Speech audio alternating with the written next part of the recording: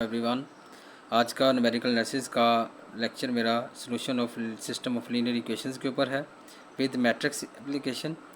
और इस सबसे उसका सबसे पहला मेथड जो है गाज एलिमिनेशन मेथड के ऊपर है। अब गाज एलिमिनेशन मेथड को अपर ट्रायंगल मैट्रिक्स मेथड भी कहते हैं। अब हमारे पास एक एग्जांपल के ज़रिए इस मेथड को समझते हैं।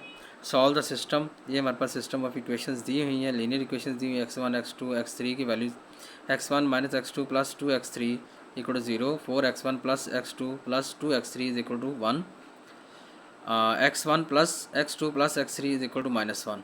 अब कहता है इस सिस्टम ऑफ इक्वेशंस को क्या करो, सॉल्व करो बाय गाज एलिमिनेशन मेथड के ज़रिए। अब गाज एलिमिनेशन मेथड क्या होता है कि हमने क्या करना होता है कि इस सबसे पहले इन इक्वेशंस को मैट्रिक्स फॉर्म में लिखेंगे। पहले जो गिवन था वो लिख लिया मैंने, उसके बाद हम क्या करेंगे, इस इक्वेशंस को मैट्रिक्स फॉर्म में लिखा है। इन इक्वेशंस को मैट्रिक्स फॉर्म कैसे जी, ए एक्स इक्वल टू बी। ए हमारे पास क्या होता है, जो हमारे पास ये वेरिएबल्स होते हैं इनके जो कोफिशिएंट होते हैं उनको जो मैट्रिक्स बनाते हैं हम उसे क्या कहा जाता है, ए मैट्रिक्स कहा जाता है। अब आगे जो एक्स है, ये एक्स क्या है हमारे पास, ये जो वेरिएबल हैं यहाँ पर यूज़ हुए हैं उनका जो मैट्रिक्स बनेगा उसे क्या कहा जाता है, एक्स कहा जाता है। और इक्वल की राइट साइड पे जो वैल्यूज़ होती हैं हमारा क्या बनता है, मैट्रिक्स बी मैट्रिक्स बनता है। तब जब हम ये मैट्रिक्स फॉर्म में लिख लेंगे तो हम क्या फिर आगे नेक्स्ट स्टेप जो होगा, इन मैट्रिक्स को हम क्या करेंगे, एक ऑगमेंटेड मैट्रिक्स लिखेंगे। ऑगमेंटेड मैट्रिक्स क्या होता है, ए और बी को इकट्ठा करके लिखना।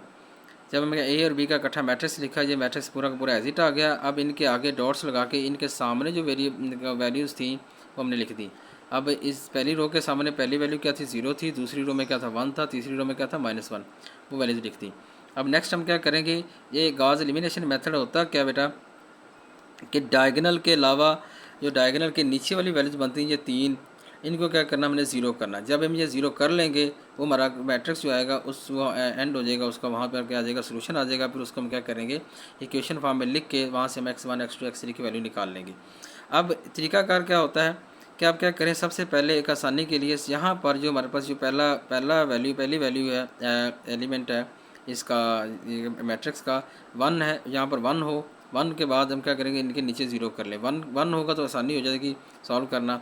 1 कर लें, 1 करने के बाद इसको 0 बनाएं। अब 0 कैसे होगा कि देखें 4 में से अगर पहली इस इक्वेशन को 4 से मल्टीप्लाई करके दूसरी रो में से माइनस कर दिया जाए तो हमारे पास ये क्या हो जाएगा, 0 हो जाएगा। हम यहाँ पर क्या लगा रहे हैं, रो ऑपरेशन लगा रहे हैं, रो ऑपरेशन लगा रहे हैं। अब यहाँ पर 1 आ गया, अब ये इसको मैं क्या लिखूँगा, रो टू -4 रो 1। ये देखो रो 2 -4 रो 1 यही लिखा हुआ जी। अब नेक्स्ट हमारा क्या होगा, ये वाला 0 करना है। इसको 0 करने का क्या तरीका है, अब ये सिंपल नज़र आ रहा है। अगर मैं रो 3 में से रो 1 माइनस कर दूँ ऑटोमेटिकली मेरे पास क्या हो जाएगा, यहाँ पर 0 हो जाएगा।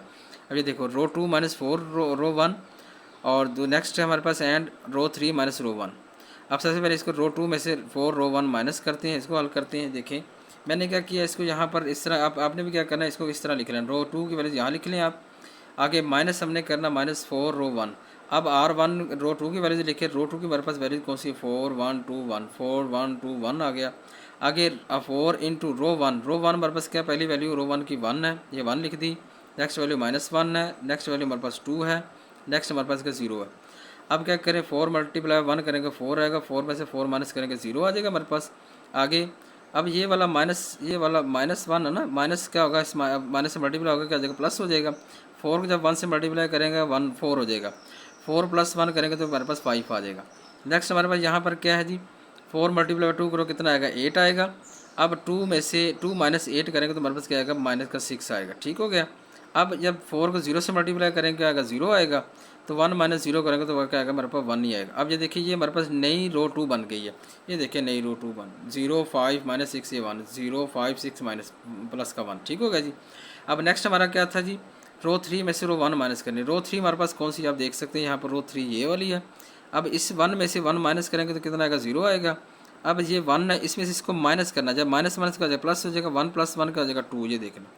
अब नेक्स्ट 1 है, 1 में से 2 को माइनस करना तो माइनस का 2 और प्लस का 1 आएगा तो क्या आ जाएगा, माइनस का 1 बचेगा।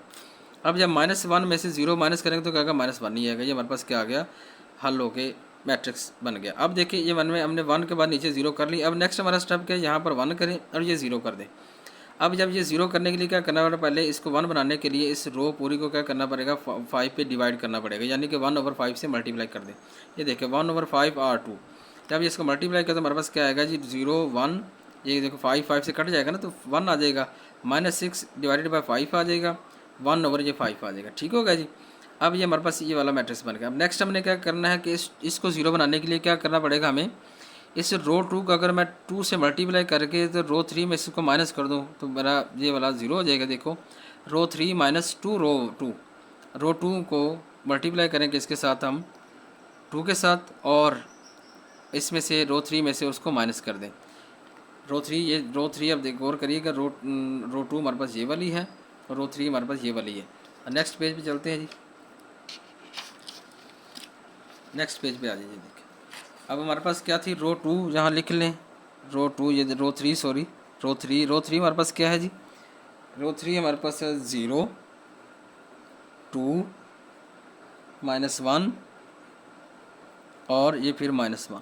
अब आगे हमने क्या करना, -2 रो 2 -2 इंटू 0 आएगा रो 2 में, माइनस यहाँ पर क्या था 2 आएगा ये वाला, और यहाँ पर क्या आएगा 1 आएगा, फिर -2 इंटू हमारे पास वैल्यू है जी -6/5, और ये हमारे पास क्या -2 इंटू 1/5। अब आप इसे क्या करें, सॉल्व कर लें, ये वाला 0 बनेगा, 2 1 0 0 ही हो जाएगा ना, ये 2 × 1 करेंगे 2 आएगा, 2 + 1 -2 तो क्या आ जाएगा 0। और जब इसको सॉल्व करते हैं देखिए इसका पहले माइनस, ये माइनस माइनस क्या हो जाएगा प्लस हो जाएगा, ये 12/5 आएगा। जब 12/5 को आप क्या करें, -1 + 12/5 करें, इसका एलसीएम ले लें 5 को -1 से मल्टीप्लाई करेंगे -5 + 12 तो क्या आएगा हमारे पास, 12 में से -5 निकाल दें तो हमारे पास 7/5 आ जाएगा। इसका आगे लिख लें 7/5। नेक्स्ट हमारे पास क्या है जी, -2/5 है तो क्या है -1 और -2/5। इसका एलसीएम ले लें -5 और -2/5 तो कितना आ जाएगा, -7/5 आ जाएगा। यहाँ पर लिख लें -7/5, ये देख लें।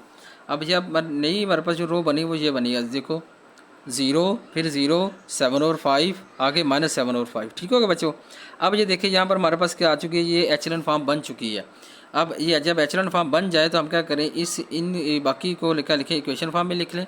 देखिए इक्वेशन फॉर्म में लिख लिया, ये x1 की वैल्यू थी, ये x2 की, ये x3 की, ये इक्वल के बाद की वैल्यू क्या लिखा, x1 का कोफिशिएंट x1 1 ही आ गया, x1 - x2 + 2x3 2 था, 2x3 = ये वाला 0। नेक्स्ट यहाँ पर देखें x1 की वैल्यू 0 है, ये नहीं लिखा मैंने, 0 हो गया। अब ये x2 की वैल्यू है जी, इसका मतलब x2 माइनस ये वाला -6/5 और x3 आ गया = 1/5। नेक्स्ट हमारे पास 7/5 x3 = -7/5। अब आपने क्या करना है, यहाँ से x3 की वैल्यू निकालने के लिए क्या करना पड़ेगा, यहाँ पर 5 इधर क्या हो रहा है डिवाइड, इधर क्या हो जाएगा मल्टीप्लाई, और 7 इधर क्या हो रहा है मल्टीप्लाई, इधर क्या हो जाएगा डिवाइड। ये देख लें 5 मल्टीप्लाई होगा 7 डिवाइड होगा, ये 7 7 से कट जाएगा, 5 5 से कट जाएगा, यहाँ क्या बचेगा -1 बचेगा, ये -1 वैल्यू आ गई हमारे पास। अब x3 की वैल्यू निकल आई। अब x3 की वैल्यू क्या करें, पुट बी इक्वेशन के अंदर यहाँ पर पुट करें। आप यहाँ पर x3 की जगह, x3 की वैल्यू हमारे पास क्या -1 पुट करेंगे तो ये माइनस और माइनस का हो जाएगा प्लस हो जाएगा। देख लें -1 प्लस करेंगे तो ये वाला x2 = 6/5 हो गया, = ये 1/5। अब 6/5 इधर क्या हो रहा है प्लस, इधर क्या हो जाएगा माइनस, ये देखिए 6/5 माइनस होगा, एलसीएम लेंगे तो क्या आएगा 1 - 6/5। अब 1 में से 6 में से 1 - 6 करेंगे तो कितना आएगा -5/5 आ जाएगा। तो इसको जब कट करेंगे तो आंसर क्या आएगा 1 आ जाएगा। ये देखें x2 की वैल्यू क्या आ गई हमारे पास -1। अब जब x2 और x3 की वैल्यू क्या करेंगे, आप इस इक्वेशन ए में पुट करेंगे। यहाँ पर ये देखिए पुट कर दी मैंने -1 और ये -1 इसका आ जाएगा प्लस हो जाएगा +1, और ये माइनस का प्लस से मल्टीप्लाई होगा -2 हो जाएगा। अब +1 -2 सॉरी कितना आएगा माइनस का 1 x1 -1 आएगा, -1 इधर का आ रहा है, 1 इधर का आ रहा है, माइनस उधर का आ जाएगा प्लस हो जाएगा, तो x1 की वैल्यू क्या आ जाएगी हमारे पास 1 आ जाएगी। ये था बेटा तरीकाकार, ये हमारे पास x1 x2 x3 की वैल्यू निकल आई। ये था हमारा मेथड था, इसे हम लिख सकते हैं सोल्यूशन सेट लिख सकते हैं 1 - 1 - 1। ये हमारा सॉल्व होगा क्वेश्चन। इतना आसान सा मेथड था। कोशिश करें बेटा इसको आप समझें, बार बार देखें, कोई बात हो पूछने वाली ना समझ आए तो आप बच्चों मुझसे कॉन्टैक्ट कर सकते हैं। बेटा अपना ख्याल रखिएगा, मिलेंगे नेक्स्ट लेक्चर में। अल्लाह हाफिज़।